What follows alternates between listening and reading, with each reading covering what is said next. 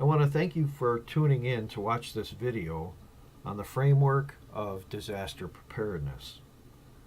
In this video, I will be discussing the major components that you will need to consider before you begin preparing for a disaster.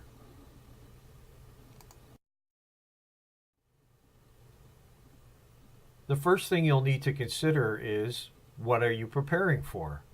What are your risks? Much of this depends on where you live. As I stated in an earlier video, I live in Buffalo, New York, and as a result, we have to prepare for blizzards, ice storms, snowstorms, and oftentimes the power outages that result. We also have to deal with extreme cold and wind chill.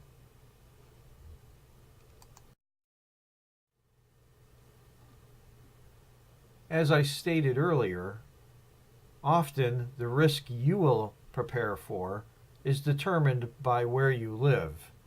Some will have to deal with earthquakes, hurricanes, and tornadoes, and flooding can occur almost anywhere in the nation.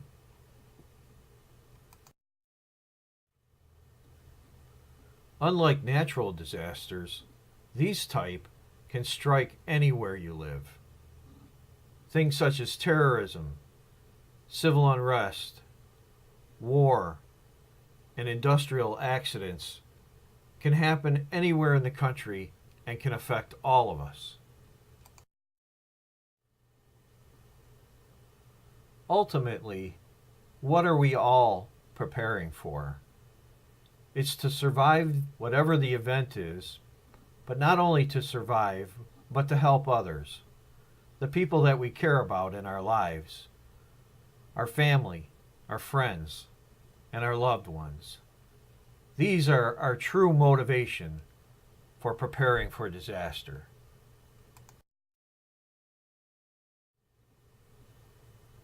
So after we have identified our risks, next we need to do an analysis. What is our current state of readiness? If something were to happen to us right now, right this very moment, are we ready? If we needed to shelter in place for a few days, or needed to evacuate for a few days, maybe even up to a week, are we prepared to do that? I understand that being prepared means different things for different people.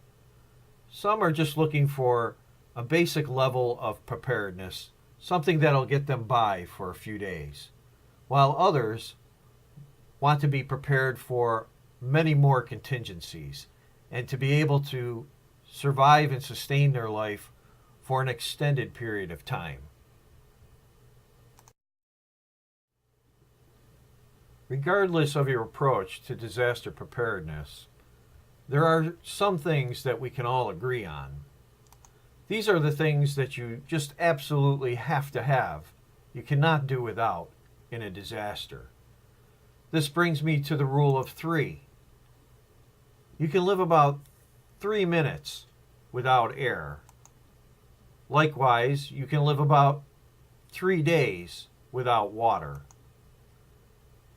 In an extreme situation like extreme cold or wind chill or heat, you can live about 3 hours without shelter and about 3 weeks without food.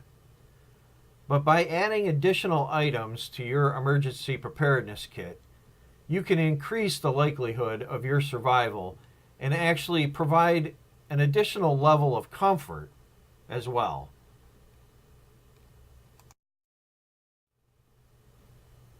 This brings me to your specialized survival kits. These are kits that are designed to provide you with layered protection to increase your comfort as you need them.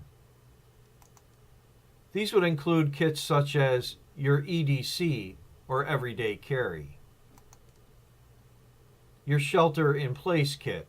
This would be at your dwelling or your residence. Your shelter at work kit, your in-transit kit, or your get me home kit. Whether you're on your way to your destination or returning home from it. It's not the same as your emergency auto kit. And finally, your go bag, or some refer to it as their bug out bag.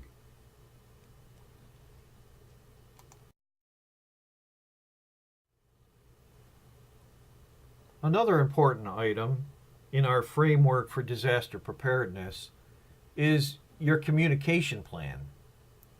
What you can see here is a sample of a family communication plan. I would recommend actually printing this out and filling it out and making a copy, a hard copy, for everyone in your family.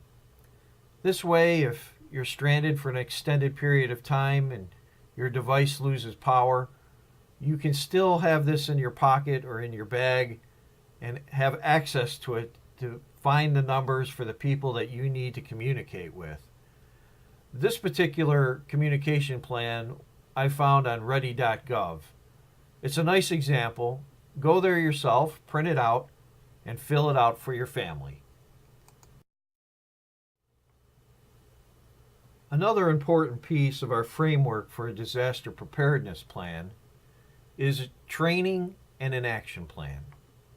Remember, when disaster strikes, the time to prepare has passed. So we've identified our risks, we've built our kits, and now it's time to train. When a disaster happens, what will you do? Well, much of what you will do will depend on the following circumstances: your location at the time of the disaster, your current state of health, your mobility and access to transportation. What emergency kits do you have with you? What's available around you? Your ability to communicate with your support group. Should I shelter in place or should I evacuate? In future videos, we're going to go into greater detail about the disaster preparedness kits and what we should put in them, as well as the different types of scenarios that are outlined here. We've taken a good first step. We don't want it to end here. We need to test our skills and put these things to work. It will greatly increase the likelihood of our survival and of the survival of the people that we love.